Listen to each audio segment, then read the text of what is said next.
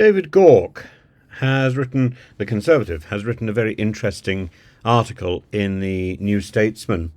The Tories need to do more than unite the right. And he presents a thoughtful analysis of what happened during the general election and what are the current challenges facing the Conservative Party in the UK. He focuses particularly on the impact of tactical voting and the necessity for the Tories to broaden their appeal beyond their traditional base and to redefine that appeal. I think the redefinition is more important than broadening. He emphasises how tactical voting played a significant role in the recent general elections. He uses the example of the Hertfordshire constituencies, Hitchin and Harpenden, to illustrate how anti-Tory tactical voting led to the Conservative defeat in these areas, and the Liberal Democrats and Labour, despite their individual weaknesses, managed to strategically focus their efforts to maximise the anti-Tory vote.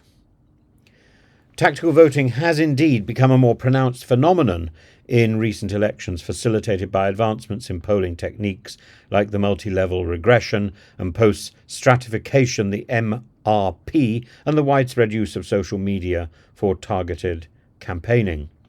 And this has allowed voters to make more informed decisions about which opposition candidate has the best chance of defeating a sitting candidate, in this case a Conservative candidate, thereby increasing the efficiency of anti-Tory voting.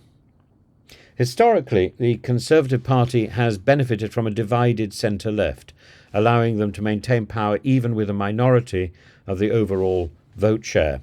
However, Gauke points out that this advantage is diminishing as the centre-left voters become more adept at tactical voting. While the unification of the right has served the Conservatives well in the past, relying solely on this strategy in the current political climate, particularly when Reform UK is so ethically challenged, seems increasingly untenable. The growing proficiency of centre-left tactical voting represents a significant threat to the Conservatives that they cannot afford to ignore. But the ethical black hole of Reform UK is something that the Conservative Party will ignore at its ultimate peril. It will be a death blow if it embraces that ethic at the expense of its basic commitment to fairness. Gauke argues that a core vote strategy that focuses exclusively on consolidating right-wing support is a limit. It limits the party's appeal, but it also motivates opponents to vote strategically against them. He's absolutely right. And he advocates instead for a strategy that appeals to centrist voters who are crucial in tipping the balance in marginal seats. And it's those centrist voters who the Conservative Party lost in the last election, in the last 10 years. People actually like me who have found that they have no viable electoral home, no viable political home. The Conservative Party has moved to the right, and the Labour Party has continued to move to the left, even if it's structured in the rhetoric of the centre, leaving people like me completely abandoned. Now, I have many, many friends and many sympathies with the left, and I have sympathies and friendships in the modern Conservative Party, and indeed, oddly, even in Reform, though I don't embrace any of their ideals. But I like some of the people. I basically like people, and I tend to think that even if somebody's got dreadful ideas, they will change in time. You just have to wait. Because in the end, what is right bubbles to the surface. If you keep challenging it, people get annoyed and they reinforce their ridiculous position. So just keep quiet, and eventually the truth comes out. Eventually people stabilise. They're only doing it to spite. They're only doing it to annoy, like a small child. And Gauke's recommendation in this article aligns with the broader political strategies that emphasise the importance of capturing the centre ground in order to build a more sustainable and electorally viable base. The shift to the right risks alienating moderate voters even more than those moderate voters who've already been abandoned, and exacerbating the trend of tactical voting against the Conservatives. At one point in the article, he says this was a this was a vote about the Conservative Party, not about a choice. It was a decision against the Conservative Party. I think that's absolutely right. A lot of people I know would have voted for anything other than the sitting Conservative MP.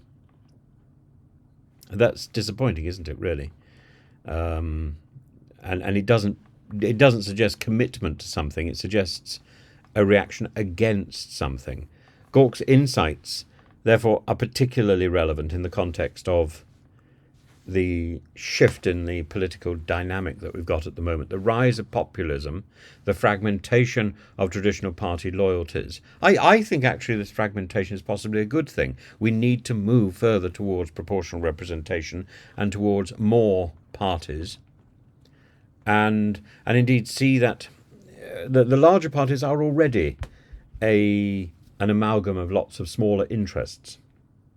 We need to split that up, so that we, the electorate, can make that decision for ourselves, and then leave the politicians to engineer a coalition that will work. That is a more realistic, a more honest, a more transparent approach than the present one, where we have this monolithic Conservative Party, monolithic Labour Party, and we don't actually know what the people we're voting for really believe, because they've already made their negotiations and their arrangements. So we're voting for this thing, this machine, rather than an individual. And in the end, it's the individual who actually represents us. That individual quite legitimately could cross the house and go and join another party. And we have no idea what that individual really stands for, particularly if they're new. The Conservative Party's previous electoral successes were all built on a combination of right-wing unity and fragmented opposition, but the political landscape has now shifted, and the Labour and the Liberal Democrat parties, recognising the limitations of their standalone appeal, have become more adept at coordinating efforts to maximise their electoral impact against a common Conservative adversary. And certainly, I think if the Conservative Party continues lurching towards the right wing and fails to move back into the centre, or indeed into the left of centre, it will never again achieve office.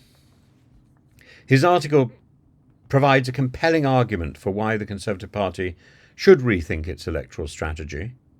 The reliance on a core vote strategy, the assumption of a fragmented opposition, are no longer viable in a political environment characterised by sophisticated tactical voting and a more unified centre-left.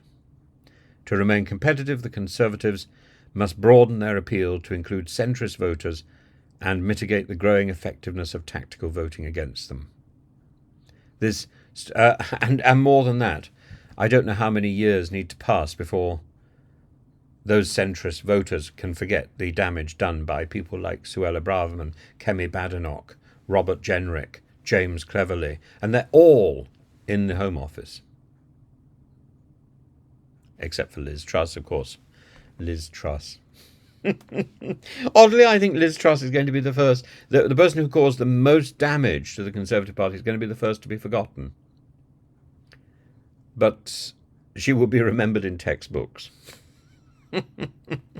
as a most invidious footnote, waving her hands about, desperate to try and grab attention, or at least prove that her hand jobs have got some meaning. But they haven't. She's just flapping in the wind, and she will be blown into obscurity. To remain competitive, the Conservatives must broaden their appeal. And this strategic pivot is essential not only for immediate electoral success, but for the long-term viability of the Conservative Party, which means for an effective opposition in the foreseeable future. as the political landscape evolves.